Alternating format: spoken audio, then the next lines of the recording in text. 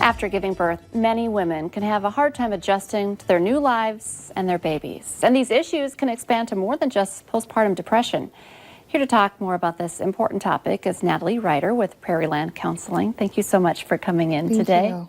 So how many women and extended family members are affected by this? So for perinatal mood and anxiety disorders, 20 to 25% of pregnant women can actually experience anxiety, depression, OCD, just for anywhere from like mild, just scary, tough falling asleep at night to more extreme things like obsessive compulsive disorder, intrusive thoughts, kind of scary thoughts.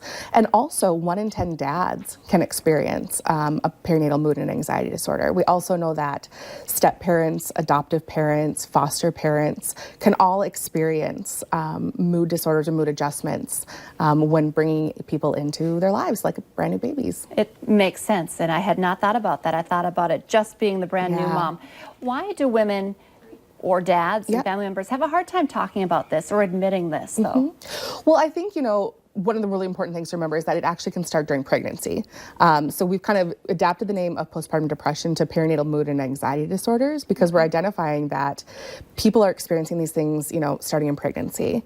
And I think one of the harder reasons one of the tough reasons to talk about it is that there's so much stigma around it, especially being a parent. I think, there can be a lot of parent shaming. And so the thought of just talking about, I'm scared about being a parent, or I really wanted this baby and now I'm not exactly sure what to do, or I can't fall asleep at night because I'm constantly worrying about how do I protect my baby or do kind of all these kinds of things. And for women especially, there's the hormone changes causes a brain rewiring.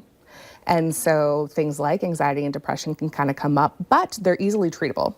And we know through both medication and through therapy, we can actually treat that and boost people's confidence in their ability to parent. So don't be scared to talk about it or to address it. Yes. You kind of touched on some. What are some other symptoms that maybe you could recognize in yourself, or maybe you have a loved one that you think might be suffering? Right. So, weepiness can definitely be part of it. Social isolation is a big one. People who all of a sudden are like, I just don't want to go out. I really kind of want to stay in. Another big one that moms don't talk about is irritability and rage.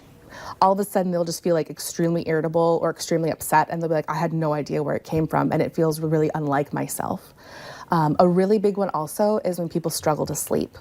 The baby's asleep. They always say, sleep when the baby sleeps, but they can't. They can't relax. They're restless. They have just kind of like this feeling inside of them that allows them to not feel settled. So things like that. Rapid mood shifts, particularly around 6 weeks after postpartum, is a big thing to watch for.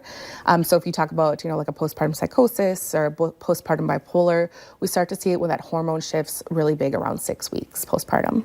And so then also when we're talking about dads or, adoptive moms, how does that show up? Yeah. So we might see more of what we call probably those typical depression symptoms. So things like just sadness, the excitement isn't there. And sometimes they talk about the lack of attachment or trouble bonding with their new child. Like, I don't quite understand, but I don't feel like what I think I should feel, which is actually a really common thing.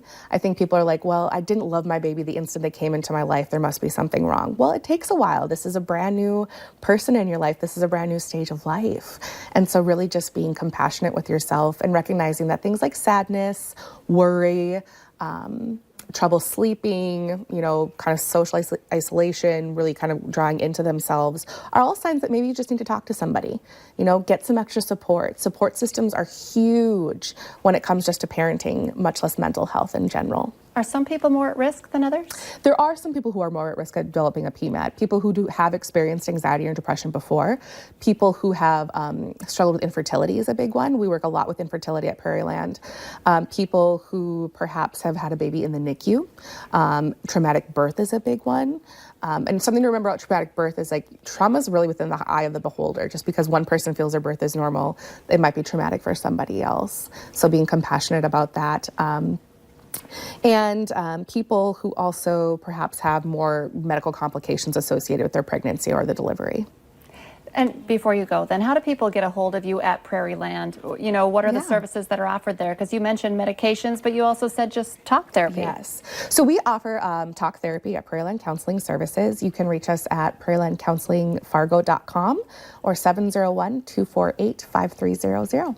Just reach out and Just ask some reach out, questions. yes. And if you have a question, just ask, and we will help you in whatever way we can. Thank you so much for Thank coming you. in today.